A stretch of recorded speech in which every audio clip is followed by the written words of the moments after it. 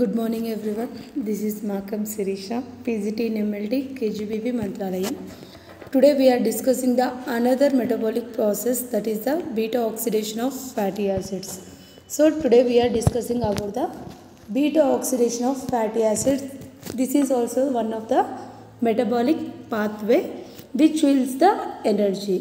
So already we know about the fatty acids. Fatty acids are nothing but lipid molecules. The long chain of the lipid molecules are known as a fatty acids chain. So coming to this, already in the first year we learned about the fatty acids, the one of the biomolecule compound. So first years లో మనము fatty acids గురించి తెలుసుకున్నాము. That is nothing but lipids అనమాట. So lipids are the higher energy molecules. So lipids అనేటివి higher energy molecules అనమాట. So ఇవి కూడా మన బాడీలో ఎనర్జీ స్టోరింగ్ సబ్స్టెన్సెస్ లాగా ఉంటాయి. సో దీని నుంచి మనకి ఎనర్జీ ప్రొడక్షన్ జరగాలి అంటే మెటబాలిజం ఆఫ్ ఫ్యాటీ యాసిడ్స్ అనేది జరగాలి. ఓకేనా? సో నెక్స్ట్ సో మనకు బ్రీఫ్ ఇంట్రడక్షన్ వచ్చేసి ఫస్ట్ ఇయర్లో మనకు fatty acids nothing but lipids అనేవి 2 టైప్స్ ఉంటాయి. సింపుల్ లిపిడ్స్ ఉంటాయి, next conjugated lipids, nothing but complex lipids అనేటివి ఉంటాయి. So in the simple lipids comes under the oils and fats. So మనకు సింపుల్ లిపిడ్స్లో ఏమేమి వస్తాయి? ఆయిల్స్ కానీ, ఫ్యాట్స్ కానీ, వ్యాక్సెస్ కానీ ఇవి వస్తాయి. Next coming to the complex లిపిడ్స్లో మనకి ఏమొచ్చాయంటే కాంజుగేటెడ్ లిపిడ్స్ వస్తాయి. So the lipids which are conjugated with another biomolecule, that is the glycolipids, and the lipids are conjugated with the glucose. Next lipolipids means the so lipoproteins means that is the lipids are conjugated with the protein. So ila manaku complex protein fatty acids aneti kuda untayi. Next ఇక్కడ definition చూడమ్మా, beta oxidation may be defined as. So ఇక్కడ మనము beta oxidation of fatty acids అని ఎందుకు అంటున్నాము అంటే, so the fatty acids metabolism begins at the second carbon atom of the carbon chain in the fatty acid. So ఇక్కడ వచ్చేసి మనకు ఈ beta oxidation of fatty acid అని ఎందుకు అంటున్నాము అంటే, సో ఇక్కడ వచ్చేసి మనకు ఈ metabolic process, that is the oxidation of the fatty acid అనేది, సో ఈ మెటబాలిక్ పాత్వే అనేది మనకు ఎక్కడ స్టార్ట్ అవుతుందంటే ఫ్యాటీ యాసిడ్ చైన్లో ఉన్న carbon atoms, that is the second carbon atom మీద నుంచి మనకు ఇది స్టార్ట్ అవుతుంది. కాబట్టి దాన్ని మనము beta oxidation of the fatty acids అని అంటామన్నమాట. సో ఇక్కడ వచ్చేసి మనకు ఏమవుతుంది అంటే ఈ అసైల్ కోయే, సో ఏదైతే 8 కార్బన్ ఆటమ్గా ఉన్న ఫ్యాటీ యాసిడ్ చైన్ వచ్చేసి మనకు 2 కార్బన్ ఆటమ్గా ఉన్న ఫ్యాటీ యాసిడ్ మాలిక్యూల్ వచ్చేస్తుందో, సో దాన్ని మనము మెటబాలిక్ పాత్వే అని అంటాం. ఇక్కడ వచ్చేసి మనకు సీక్వెన్షియల్గా 2 కార్బన్ ఫ్రాగ్మెంట్స్ అనేటివి డివైడ్ అయిపోయి మనకు అసైల్ కోయే వచ్చేసి మనకు అసిటల్ కోయేగా కన్వర్ట్ అవుతుంది. ఇది వచ్చేసి మనకు సీక్వెన్షియల్ స్టెప్స్లో అనేటివి జరుగుతుంది. ఓకేనా? So the complete definition of the beta oxidation of fatty acids is the conversion of acyl CoA to acetyl CoA. ఏదైతే 8 carbon chain atom of the fatty acid ఉందో అది వచ్చేసి మనకు 2 carbon atom of the fatty acid మాలిక్యూల్గా conversion జరిగి మనకు energy production అనేది జరుగుతుంది. So this is the definition of the beta oxidation of the fatty acid. So the beta oxidation of the fatty acid occurs on the second carbon in the fatty acid chain, in which the acyl CoA is converted to the acetyl CoA by the releasing of the large molecules of ATP. So ikkada manaku vachesi large molecules of ATP anedi jarugutundi. Okay na? Next coming to the stages and the tissue. So already we discussed about the stages where this glucose takes place in mitochondria. Krebs also takes place in mitochondria. So glucose అనేది మనకు మైటోకాండ్రియాలో జరుగుతుంది, Krebs కూడా మనకు మైటోకాండ్రియాలోనే జరుగుతుంది. ఇవి అక్కడే ఎందుకు జరుగుతున్నాయి అంటే దానికి సంబంధించిన ఎంజైమ్స్ అన్నీ కూడా అక్కడే ప్రజెంట్ అయి ఉంటాయి కాబట్టి ఇవే మనకు అక్కడే జరుగుతుంది. సో ఈ beta oxidation of fatty acids కూడా మనకు డిఫరెంట్ స్టేజెస్లో డిఫరెంట్ టిష్యూస్లో అనేది జరుగుతుంది. సో మనకు beta oxidation of fatty acids వచ్చేసి మనకు కంప్లీట్గా 5 stages, nothing but 5 stepped reactions అనేటివి జరుగుతుంది అనమాట. సో 3 స్టేజెస్ వచ్చేసి మనకు activation of fatty acid occur in the cytosol. So the first step activation of fatty acid వచ్చేసి మనకి cytosol, that is nothing but cytoplasmic రీజన్లో మనకు ఈ యాక్టివేషన్ ఆఫ్ ఫ్యాటీ యాసిడ్ అనేది జరుగుతుంది. Next transportation of fatty acids to into the mitochondria. So next ఈ fatty acids first వచ్చేసి మనకు మైటోకాండ్రియాలోకి ట్రాన్స్పోర్టేషన్ జరుగుతుంది. సో మైటోకాండ్రియాలో కూడా మనకు one of the stage of the fats metabolism అనేది జరుగుతుంది. Next beta oxidation proper in the mitochondrial matrix. So mitochondrial మ్యాట్రిక్స్లో మనకు బీటా ఆక్సిడేషన్ అనేది జరుగుతుంది. Next fatty acids are oxidized by the most of the tissues in the body. So మనకి ఇక్కడ చాలా టిష్యూస్లో, not only the మొత్తం మన బాడీలో మ్యాక్సిమమ్ ఆఫ్ ద టిష్యూస్లో ఈ మైటోకాండ్రియాలో కానీ సైటోప్లాజంలో కానీ నెక్స్ట్ మైటోకాండ్రియల్ మ్యాట్రిక్స్లో కానీ మనకు ఈ beta oxidation of fatty acids అనేది జరుగుతుంది. Next brain, erythrocytes and the adrenal medulla cannot utilize the fatty acids for the energy requirement. So most of the టిష్యూస్లో జరుగుతుంది, కానీ ఈ ఎనర్జీ రిక్వైర్మెంట్ కోసం అంటే ఈ ఫ్యాట్స్ నుంచి వచ్చే ఎనర్జీ వచ్చేసి మనకు బ్రెయిన్ కానీ ఎరిథ్రోసైట్స్ కానీ అడ్రినల్ మెడులా అనేవి ఇవి మనకు ఫ్యాటీ యాసిడ్స్ అనేటివి యూటిలైజ్ చేసుకోవాలి. నథింగ్ బట్ ఈ టిష్యూస్లో మనకు beta oxidation of fatty acids అనేది జరగదు. Next coming to the fatty acid activation. So the first step in the beta oxidation of fatty acids. So ఏది జరగాలన్నా ఫస్ట్ ఏ ప్రాసెస్ జరిగినా ఫస్ట్ అది యాక్టివేషన్ స్టెప్లోకి రావాలి. సో ఇక్కడ వచ్చేసి మనకు ఫ్యాటీ యాసిడ్ మాలిక్యూల్ అనేది యాక్టివేషన్ స్టెప్లోకి వస్తుంది.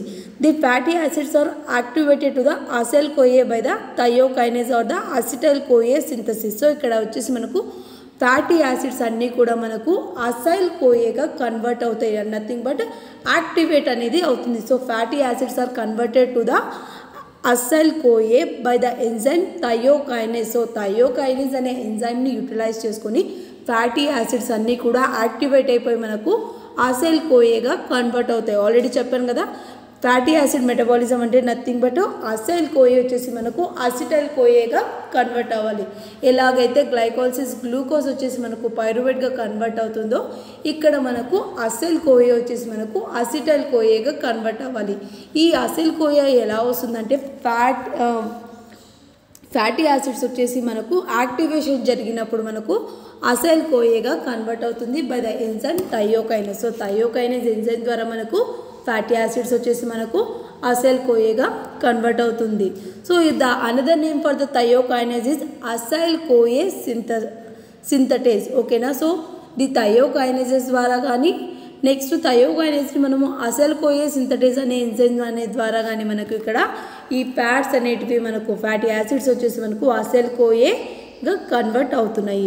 The reaction అక్కర్ in the 2 steps. So ఈ ఫ్యాట్స్ అనేవి మనకు అసైల్ కోఏగా కన్వర్ట్ అవ్వడానికి 2 స్టెప్స్ అనేది ఇన్వాల్వ్ అవుతుంది. ఈ 2 స్టెప్స్లో కూడా మనకు 2 ఎనర్జీ మాలిక్యూల్స్ అంటే నథింగ్ బట్ 2 ఏటీపీ మాలిక్యూల్స్ అనేవి యూటిలైజ్ చేసుకుంటాయి, రిక్వైర్డ్ అవుతాయి, కావాలి అనమాట.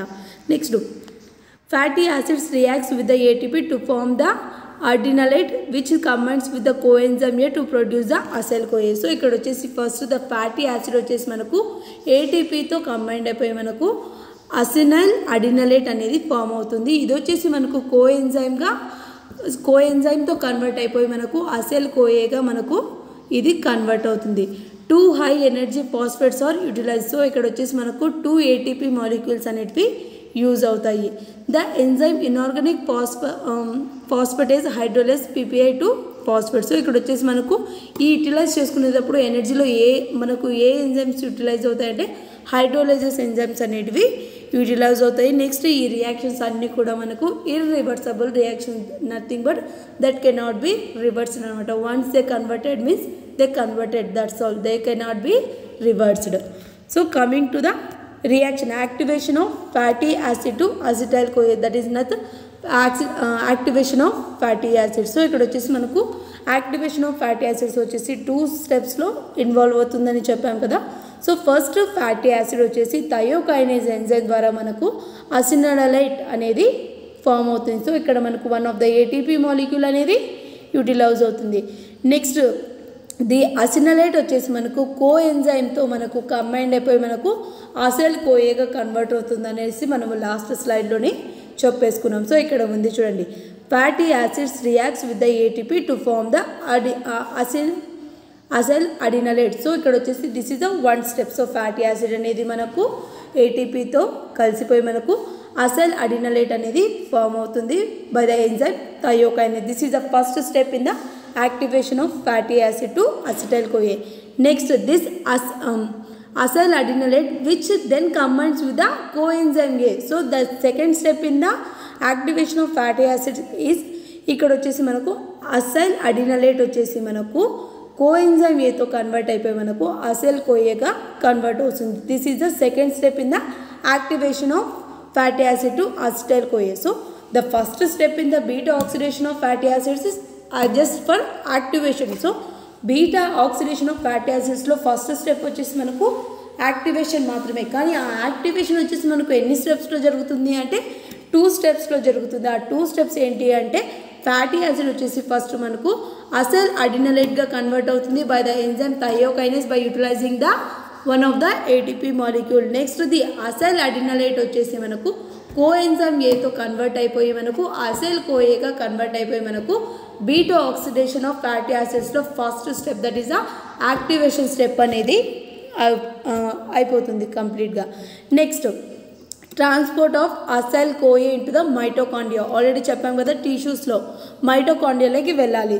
సో మైటోకాండ్రియాలోకి వెళ్ళాలి అంటే మన సెల్స్లో వచ్చేసి మనకు ప్లాస్మా మెంబ్రెయిన్ వచ్చేసి ఇంపర్మియబుల్ అనమాట. సో అది కొన్ని సెలెక్టెడ్ వాటిని మాత్రమే తన లోపలికి అలౌ చేసుకుంటుంది.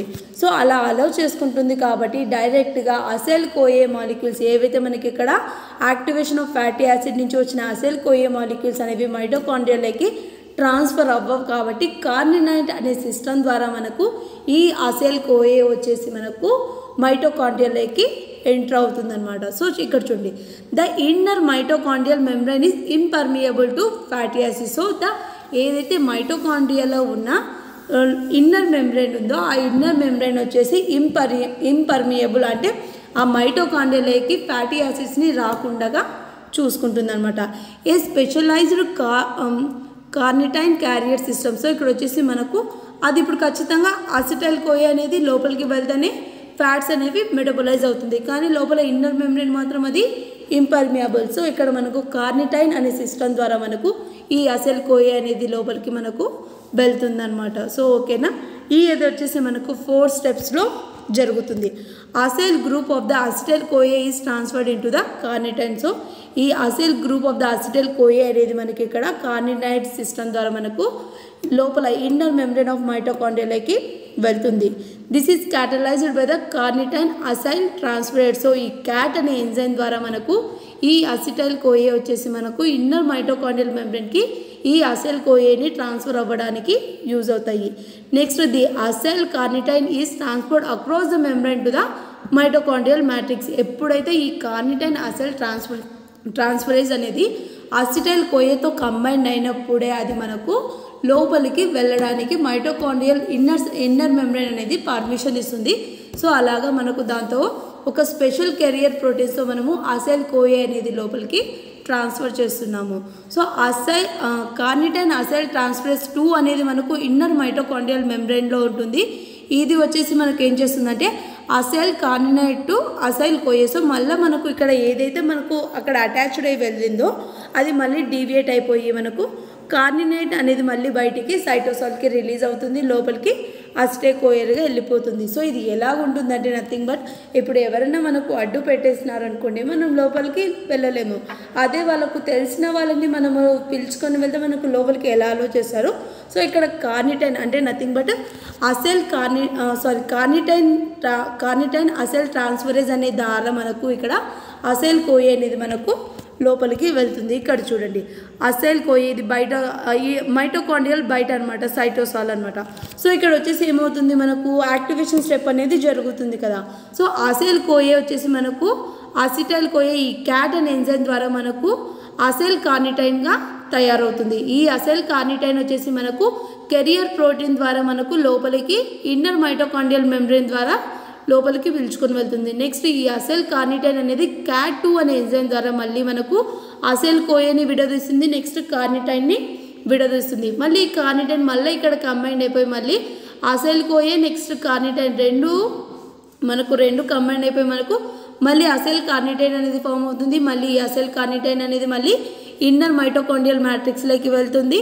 మళ్ళీ అది అక్కడ మళ్ళీ క్లీవ్ అయిపోయి మళ్ళీ కార్నిటైన్ బయటకు వస్తుంది. సో ఇది వచ్చేసి ఒక సర్క్యులర్ ప్రాసెస్లో మనకు ఈ కార్నిటైన్ అనే ద్వారా, ఓకేనా, ఈ కార్నిటైన్ అనే ద్వారా మనకు అసైల్ కోఏ ఎంజైమ్స్ అనేటివి మనకు లోపలికి వెళ్తుందన్నమాట. ఓకేనా.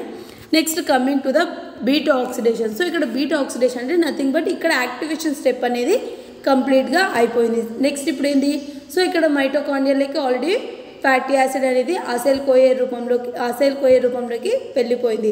సో నెక్స్ట్ ఇప్పుడు అసైల్ కోఏ వచ్చేసి మనకు ఎలా కన్వర్ట్ అవ్వాలి, అసిటైల్ కోఏగా కన్వర్ట్ అవ్వాలి. That is known as a mechanism of the beta oxidation. So ఇదంతా కూడా మనకు ప్రాపర్ ఆక్సిడేషన్ అనేది మనకు 4 స్టెప్స్లో జరుగుతుంది. ద ఫస్ట్ స్టెప్ వచ్చేసి మనకు oxidation, the second step is hydration, the third step is oxidation, next the fourth step is cleavage. చూడండి, each cycle of the beta oxidation liberates the 2 carbon units. So one beta oxidation of fatty acid జరిగింది అంటే మనకు 1 acetyl CoA అనేది వస్తుంది అనమాట. ఇది వచ్చేసి మనకు 4 సీక్వెన్స్ రియాక్షన్స్లో జరుగుతుంది.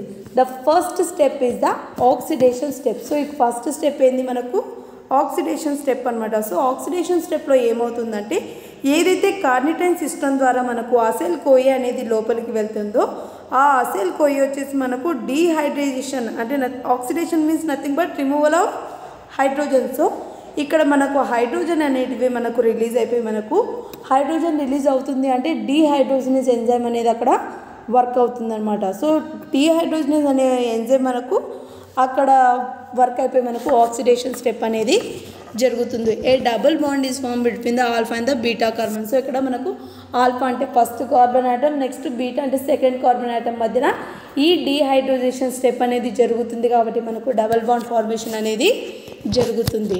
Next in the second step of the beta oxidation, proper oxidation means that is a hydration step.